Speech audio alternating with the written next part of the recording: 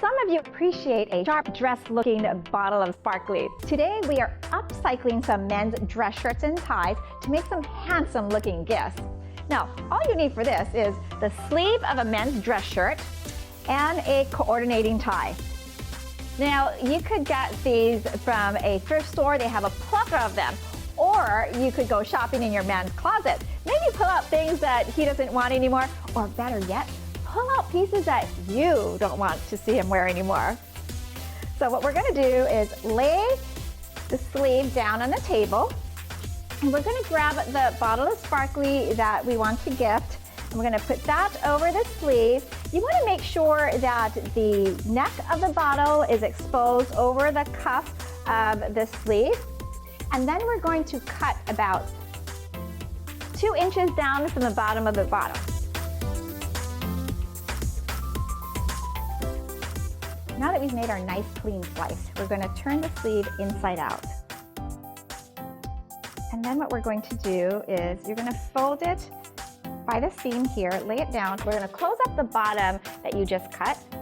And what I'm going to do first is fold over about 1 inch on each side, because I don't want the gift bag to be too slouchy. I want it to form nicely to the bottle of sparkly. I'm just going to pin that here, one on each side, just so that I can have it stay in place. And then we're going to thread our needle. I want to show you guys this really cool tool. It's a needle threader, and it's really helpful if you have a hard time trying to thread a needle. But look at this. It's really even hard to see that. But it's cool because you can take this needle threader and you're going to, the wire end you're going to put into, you're going to insert into the needle, like so. And then what you do is you take your thread and then you insert the thread and then pull it through the needle. There. Isn't that so much easier and faster than trying to like poke the thread through the needle? I mean, you know how hard that is to do.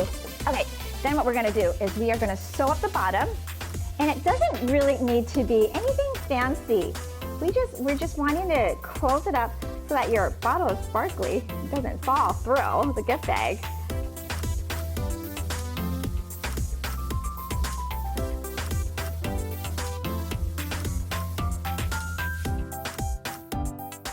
Okay, so once we do that, let's cut the thread, and then we are going to insert the bottle into our sleeve here. We're going to turn it right side out. It's going to be so cute. Okay, take the bottle, we're going to insert that in, and then now for the necktie. Take your coordinating necktie. This would look really pretty with it. Yeah? Okay, and then you're going to cut about 2 inches more than half of the necktie. So this is half. We're going to cut about 2 inches more.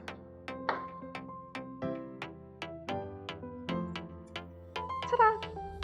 And then next what you want to do is we're going to cut away the inside of the tie. We're going to cut about 1 inch down, and I'll show you why in a minute. I don't like leaving raw edges unfinished. It's nicer when you have something just really finished and then it doesn't fray. We're going to take our needle and thread, and we're just going to sew that up. Again, no fancy stitches here. We're just wanting something to close it up. Okay, now we are going to make a tie. We are going to tie a traditional Windsor knot. And I am so impressed that I can still do this. Here, I'm going to turn this around so you guys can see.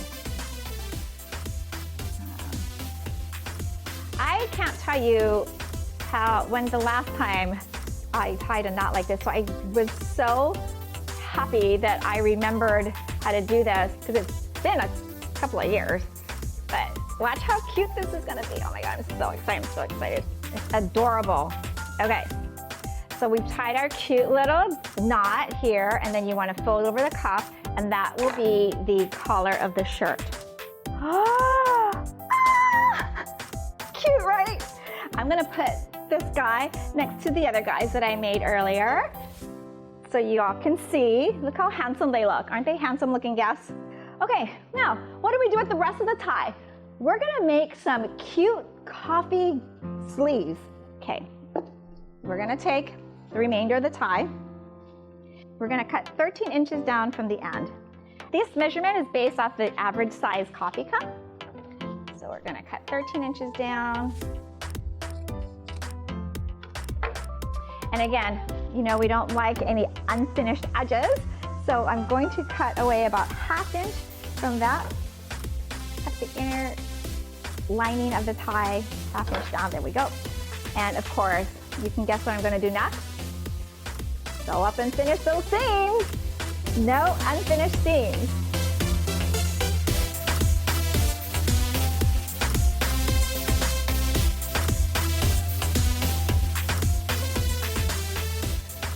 Nice and close. Then what we're going to do is we're going to insert an insulated fabric. Now you can get this from your craft store, and this is a metallized mylar fabric that's layered with fleece. And this is used, it's a high quality fabric that used to insulate hot or cold. So it's really important that you use this when you're making anything that you want to keep hot or anything that you want to keep cold, especially if you're making some coffee sleeves, because you don't want to burn your fingers, right? So we're going to slice 2 strips. I'm going to do it backwards so that you can see this. We're going to measure from the cut end to where the tie meets in the back. So about like that. And then I'm going to cut maybe about a 2-inch strip here. And the reason why I'm cutting 2 strips is that down the center of the tie in the back, it's normally sewn together. So if you don't want to re-sew that stitch down your entire tie, then you'll want to cut 2 strips. Okay. And then we're going to take a safety pin and we're going to feed these strips through the tie. So you're going to safety pin the end, fold it over, and then just slide it on through the tie, the one side of the tie. Watch this. It's like magic. It's going to just come right through. Ta-da! So fast. And we're going to do the other side now. This is so much faster to cut 2 strips than to re-sew the entire back of the tie. Now we are going to close up the exposed end here, and we're going to just fold everything in and over so it's really nice and clean. No raw edges. Again, no fancy stitching necessary. There we go. We're pulling it through. Okay, then we're going to grab your standard coffee cup size, and I'm just going to measure around, and I'm going to find that nice spot and tack it down together. Now you could keep it stitched, or you could add a decorative button and add some pizzazz. You can get cute little buttons from your craft stores, or you could also find them at vintage stores. I love going to vintage thrift stores because you can get some really cool pieces. We're just stitching that through really easy.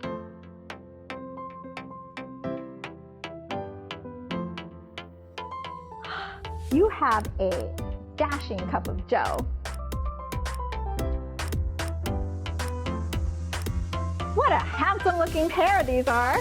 Tune in for your daily dose of fashion stuff on Spectrum OC16.